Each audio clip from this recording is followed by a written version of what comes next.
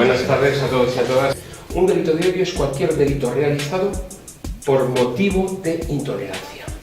Tienen como motivo negar al otro por su condición, entonces ya estamos hablando de intolerancia. ¿Qué es lo que motiva a estar juntos acá hoy en Fundar?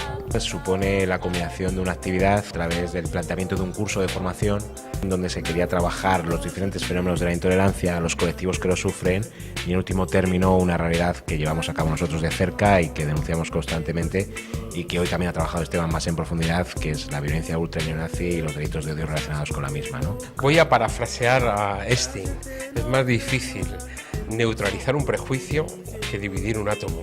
Yo creo que es muy importante educar en valores de respeto a la dignidad de las personas y a la universalidad de los derechos humanos y hacer un trabajo desde pequeños, porque sin darnos cuenta, desde pequeños vamos normalizando muchas pautas y muchas conductas donde al diferente pues no se le acepta. Con lo cual entendemos que educando y preveniendo en las mentes jóvenes hacemos adultos mejores. Y a mí me llamó muchísimo la atención de que acá hubiera, digamos, unas asociaciones y ONGs, en este caso el Movimiento contra la Intolerancia, que pues quisieran difundir lo que es el respeto y lo que es los valores fundamentales como son la democracia. Hemos buscado de forma continuada tanto la formación del voluntariado que participa con nosotros activamente, como el generar una conciencia entre la gente que ha venido en el curso para que sepa ante qué realidad estamos. La crisis económica facilita un discurso de xenofobia pues muy simple, falso. Sobre todo trabajar esa educación y que la gente interprete que el reto en la crisis económica es salir adelante pero sin negar el principio de solidaridad. Y que yo creo que al final de este curso tendremos unos voluntarios reforzados en sus convicciones y en sus pensamientos e ideas en torno a lo que trabajamos desde la entidad y posiblemente personas reforzadas en su actitud de mantener un contacto con la misma. Veo y me apoyo obviamente en los informes que hace el movimiento y que es el informe Raxen.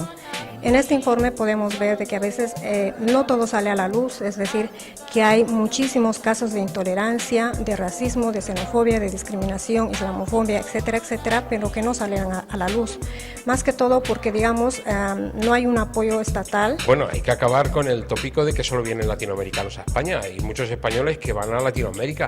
Desde el año 2008 en adelante me parece que ha crecido la inmigración en 300.000 personas.